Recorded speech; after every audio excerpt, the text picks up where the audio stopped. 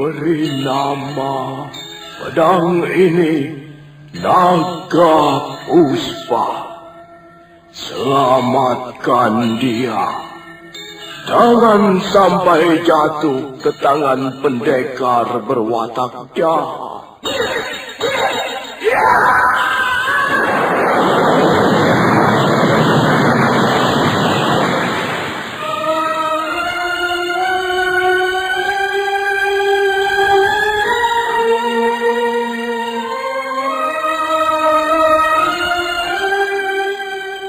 Tutur Tidula.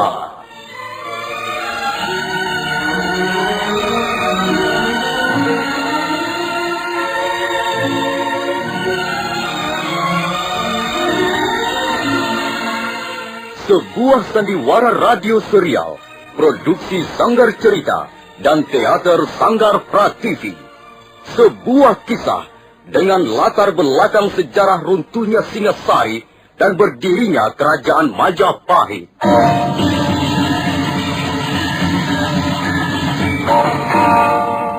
Sandiwara ini didukung oleh pemain-pemain radio yang sudah ternama. Ferry Fadli, Ivone Rose, dan Eli Ermawati.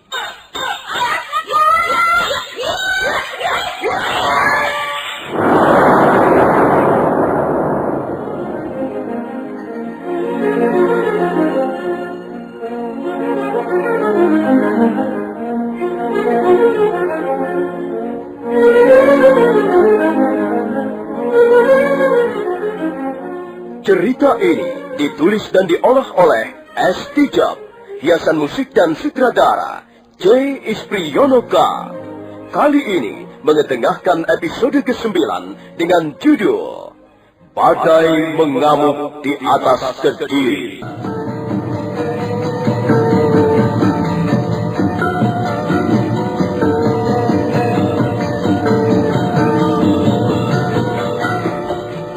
Dalam seri ke-258 ini, didukung oleh para pemain, Ferry Fadli sebagai Arya Kamandanu, Ivone Rose sebagai Sakawuni, Heri Stiono sebagai Tias Sanggrama Wijaya, Nusri Nurdin sebagai Lembu Sora, Rusli sebagai Rangga Lawe, Edi Johan sebagai Ike Mese, Peter Pan sebagai Banyak Kabuk, Mas Sono sebagai Wira Raja, Penny Indrahadi sebagai Sipi, dan Asdi Suhastra pembawa cerita.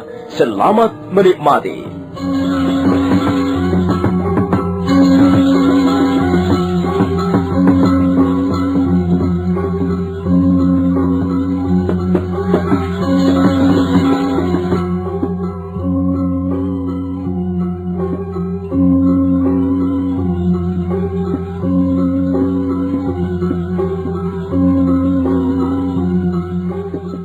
Sakawuni cemas melihat ayahnya tiba-tiba pingsan. Arya Kamandanu segera memeriksa seluruh tubuh Banyak Kabuk. Mereka segera tahu bahwa Banyak Kabuk terkena aji tapak wisa yang ampuh. Arya Kamandanu mengusulkan agar Banyak Kabuk segera dibawa ke Bukit Panampihan untuk minta pengobatan pada Dewi Tunjung Biru. Kita harus segera mengobatinya, Sakawuni. Kukira kita masih mempunyai kesempatan untuk membawanya ke Bukit Panampihan. Kalau kita segera berangkat, kukira kita tidak akan terlambat. Ayah, mengapa ayah tidak mau berterus terang? Seharusnya ayah segera memberitahu kami bahwa ayah terluka. Hal itu dilakukan karena kasih sayangnya padamu. Dia tidak ingin melihat kau kebingungan dan cemas, Wuni. Tapi dia tidak boleh bersikap seperti itu, Kamandanu. Aku ini kan anak gadisnya. Sudahlah. Sekarang kau tunggu saja di sini. Aku akan melaporkan hal ini pada Gusti Sanggrama Wijaya. Kemudian setelah mendapat izin beliau, kita akan segera berangkat ke Bukit Panampihan.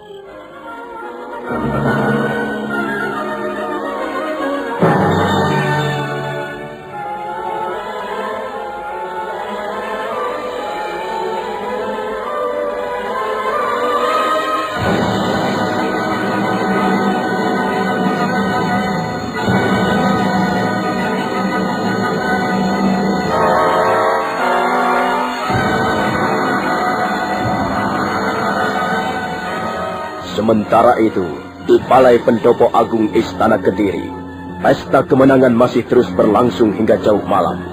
Prajurit-prajurit Tartar kelihatan sangat bersukaria. Mereka makan dan minum tuak sampai sepuas-puasnya. Sebagian besar di antara mereka sudah mabuk, Mereka nampaknya benar-benar menikmati kemenangan yang baru saja dialami. Nampak dia Sang Gramawijaya masih berada di tengah-tengah pesta. Tapi beliau kelihatannya tidak terlalu gembira. Demikian juga Lembu Sora dan Ranggalawe. Bahkan Ranggalawe kelihatannya tidak senang melihat tingkah laku prajurit-prajurit Tartar yang bermabuk-mabukan. Paman Lembu Sora, sepertinya kita hanya menjadi penonton saja. Bukan kita yang merayakan kemenangan ini, Paman. Benar, Gusti. Suasana ini benar-benar tidak enak di hati. Ampun, Gusti. Hamba sungguh-sungguh tidak senang melihat tingkah laku mereka itu. Lihat saja, mereka enak-enak bermabuk-mabukan di negeri orang. Hamba muak melihat pemandangan ini. Hamba muak, Gusti Sang Gramawijaya. Kau harus bisa menahan hatimu, Ranggalawe. Memang untuk sementara ini, seperti yang telah dikatakan Tuan Arya Wiraraja, kemenangan bukanlah menjadi milik kita. Benar, Paman Lembu Sora. Justru sekarang ini, kita harus mempersiapkan diri untuk merebut kemenangan yang sesungguhnya. Ketika mereka bertiga sedang sibuk berbincang-bincang, Arya Kamandanu muncul di tengah-tengah pendopo agung dan langsung menemui dia Sang Gramawijaya. Ada apa, Kamandanu? Di mana Sakawuni dan Kakang Banyak Kapuk? Mengapa mereka tidak kelihatan? Ampun, Gusti. Ayahanda Banyak Kapuk rupanya sedang mengalami luka yang cukup berat. Sekarang dia terbaring pingsan di ruangan tidurnya. Apa? Kakang Banyak Kapuk terluka? Siapa yang telah melukainya, Kamandanu? Ayahanda Banyak Kapuk terluka oleh pukulan Aji Tapak Wisa, Paman Lembu Sora. Kalau memang lukanya cukup parah, harus segera dicarikan obatnya. Mari Tuan. Tuan Sang Gramawijaya. Mari tuan-tuan semua. Mengapa kalian tidak ikut minum-minum bersama kami? Marilah kita rayakan pesta kemenangan ini bersama-sama. Maaf Tuan Panglima, kami memang tidak biasa minum terlalu banyak. Di samping itu, kami baru saja mendapat laporan bahwa ada salah seorang di antara sahabat kami yang terluka berat. Kasihan orang itu. Dia harus segera diobati. Tapi biarlah orang lain yang mengurusnya. Sementara Tuan bersama kami ikut merayakan pesta kemenangan ini. Sebab pesta kemenangan ini bukan hanya milik prajurit-prajurit Tartar, tapi juga menjadi milik prajurit-prajurit Tuan. Prajurit-prajurit Majapahit, Tuan. Terima kasih, Tuan Panglima Ikumense. Tapi maaf, saya harus segera meninggalkan pesta ini. Saya harus segera tahu luka-luka yang diderita oleh sahabat kami. Maaf Tuan Panglima, kami semua mohon diri. Ayo, Paman Lembu Sora, Ranggalawe, Kamandanu. Baik, Gusti. Baik, Gusti.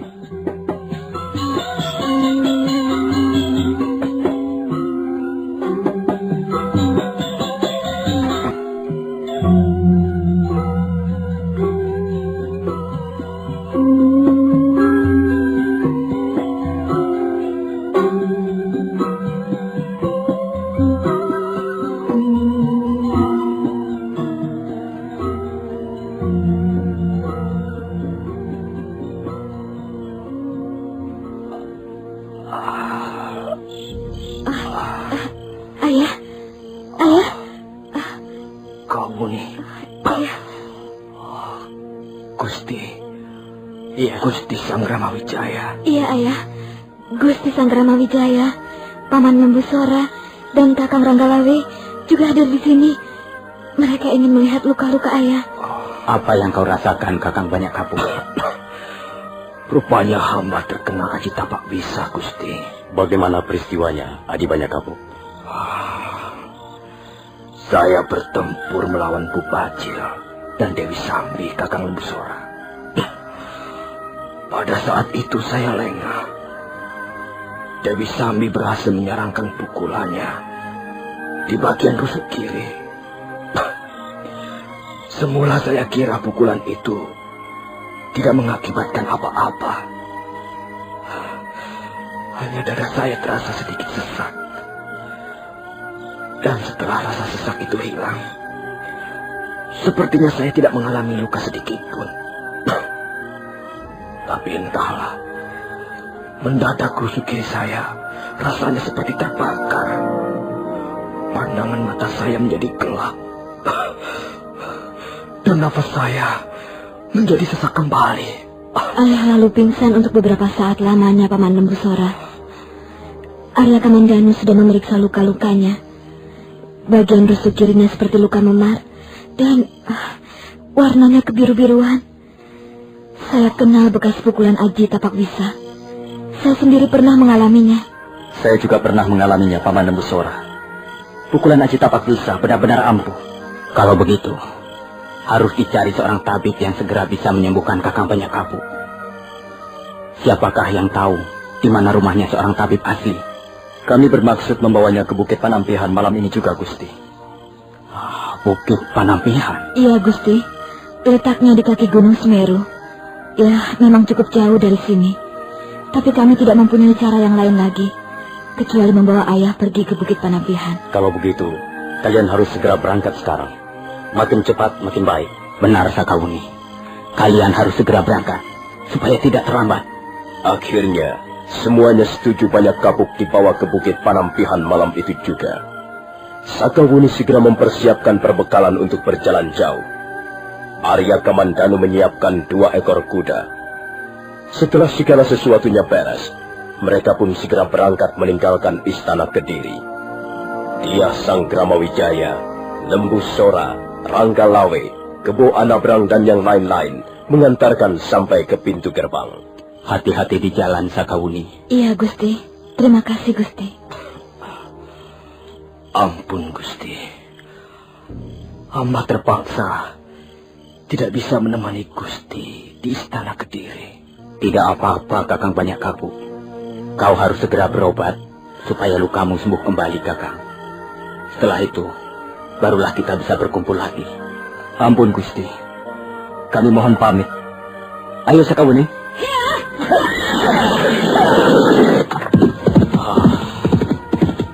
Kasihan Kakang Banyak Kapu.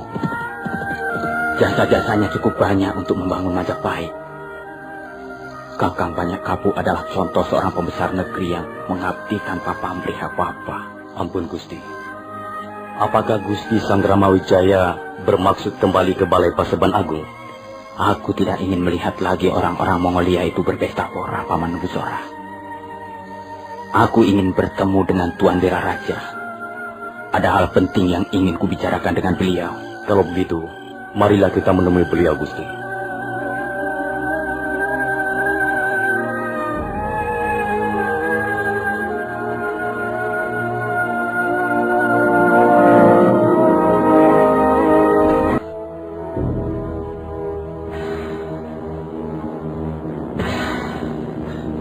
Ya, memang Gusti Sang Gramawijaya. Suasananya kurang enak untuk dirasakan, kalau tidak boleh dikatakan menyakitkan. Mereka sangat menganggap rendah prajurit-prajurit Majapahit. Saya juga mendapat kesan begitu, Tuan Wiraraja. Mereka kurang menghargai kita. Benar, Gusti. Mereka menganggap prajurit-prajurit kita seperti pupuk bawang. Seolah-olah kemenangan ini hanya milik mereka, dan kita hanya disuruh menonton saja. Hamba juga sakit hati, Gusti Sang Gramawijaya. Mereka pikir hanya mereka lah yang bertempur melawan prajurit-prajurit Kediri. Kita pun banyak berkorban. Kita pun bertempur dengan semangat menyala-nyala, dengan taruhan nyawa. Tapi setelah kemenangan berhasil diraih, mereka ingin merebut kemenangan itu untuk mereka sendiri. Inilah yang menyakitkan, Gusti. Hamba benar-benar tidak terima. Kalau Paman Lembu Sora tidak berusaha menghalang-halangi, dia berusaha membujuk hamba. Hamba tidak sudi datang ke pendopo agung istana Kediri untuk merayakan pesta kemenangan mereka itu. Hamba benar-benar sudah muak, Gusti. Cukup, Ronggolawe. Cukup. Tidak sepantasnya kita mengumbar hawa nafsu. Marilah kita mencari siasat untuk memulihkan kembali kepercayaan kita terhadap Majapahit. Sekarang ini kemenangan Majapahit telah dirampok oleh tentara asing. Kemenangan yang sebenarnya menjadi hak kita telah diambil alih dengan paksa oleh Panglima Ikemise dan bala tentaranya. Lalu sekarang apa yang sebaiknya kita lakukan, Tuan Wiraraja? Kalau kita langsung menyerang mereka, tentulah hal ini kurang bijaksana, Tuan. Di samping kurang bijaksana, hal itu juga merupakan tindakan yang ceroboh, Gusti. Kita tahu sendiri bahwa prajurit-prajurit Tartar benar-benar prajurit-prajurit yang tangguh dan berani. Di samping itu pula, mereka juga mempunyai ilmu bela diri yang tinggi. Rasanya sulit untuk mengalahkan mereka ini, Gusti. Kecuali kita mempersiapkan diri dengan matang dan cermat. Lalu, apakah Tuan mempunyai rencana sesuatu? Begini saja, Gusti. Kita tidak bisa berpikir dengan tenang selama masih berada di Istana Kediri. Sebab kita masih bersama-sama dengan mereka. Maka sebaiknya Gusti minta diri untuk sementara waktu kembali ke Majapahit. Iya, benar Gusti. Di Majapahit nanti kita bisa merundingkan segala sesuatunya dengan lebih tenang. Apakah hal itu tidak akan menimbulkan kecurigaan, Tuan Wiraraja? Kalau kita mengemukakan alasan yang tepat, saya kira tidak, Gusti. Tuan Wiraraja, alasan apa yang kira-kira cukup kuat untuk minta diri kembali ke Majapahit sekarang ini, Tuan? Kita kembali saja ke persoalan surat pernyataan menyerah, Gusti. Gusti kembali ke Majapahit dengan alasan untuk merundingkan sesuatu agar bisa menulis dengan baik-baik surat pernyataan menyerah terhadap bala tentara Tartar. Di samping itu, Gusti juga bisa mengemukakan alasan bahwa Gusti ingin memberikan kenang-kenangan pada mereka berupa boyongan putri. Boyongan putri? Benar Gusti. Katakan saja bahwa Gusti ingin mempersembahkan 2 orang putri Majapahit untuk Kaisar Kubilai Khan. Dan putri yang pantas untuk dipersembahkan harus lebih dulu diteliti dan dipilih. Saya kira mereka akan bisa menerima alasan itu, Gusti.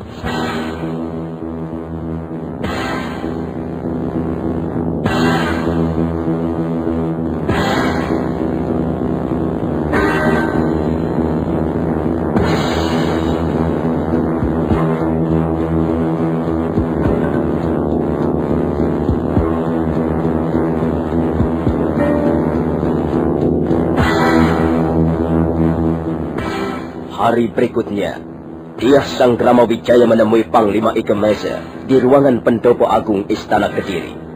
Semula Panglima Ike Mese menolak keinginan Tias Sanggramawijaya untuk kembali ke Majapahit. Tapi setelah mendengarkan alasan Tias Sanggramawijaya, pimpinan pasukan Tartar itu agaknya bisa mengerti juga. Akhirnya dia meluluskan keinginan Tias Sanggramawijaya dengan catatan tidak boleh terlalu lama tinggal di Majapahit.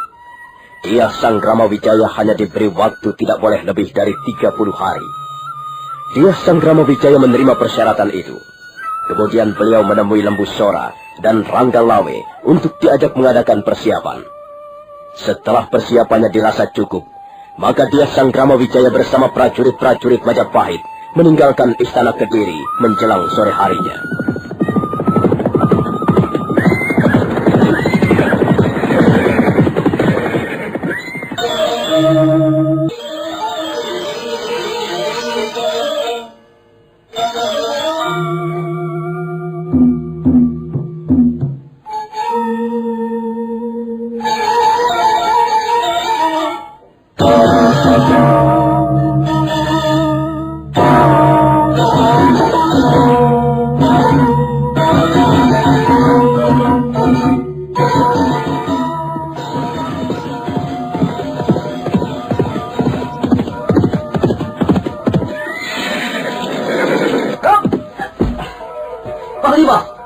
Panglima Ike Mese.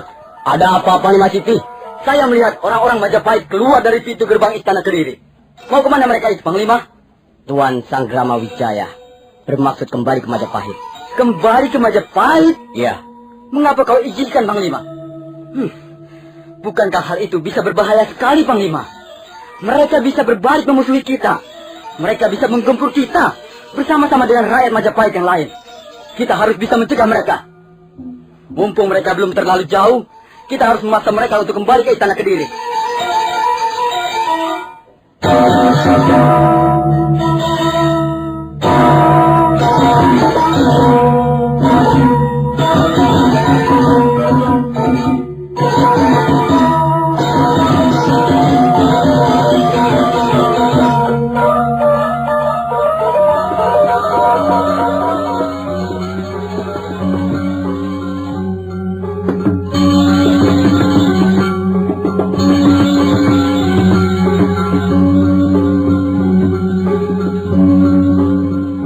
Panglima Sipi kelihatan sangat kecewa mendengar keputusan Panglima Ikemese yang mengizinkan Dia Sanggrama Wijaya kembali ke Majapahit.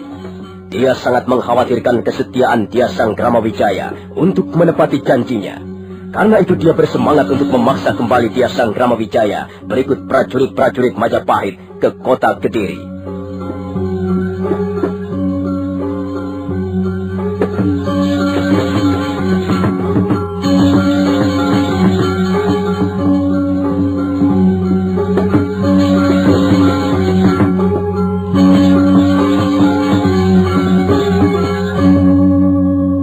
Nah, saudara pendengar, bagaimanakah kisah selanjutnya? Apakah yang akan terjadi atas diri Dia Sanggrama Wijaya berikut prajurit-prajuritnya? Dan bagaimana dengan nasib banyak kabuk dengan luka-lukanya? Silakan menunggu seri berikutnya. Sampai jumpa.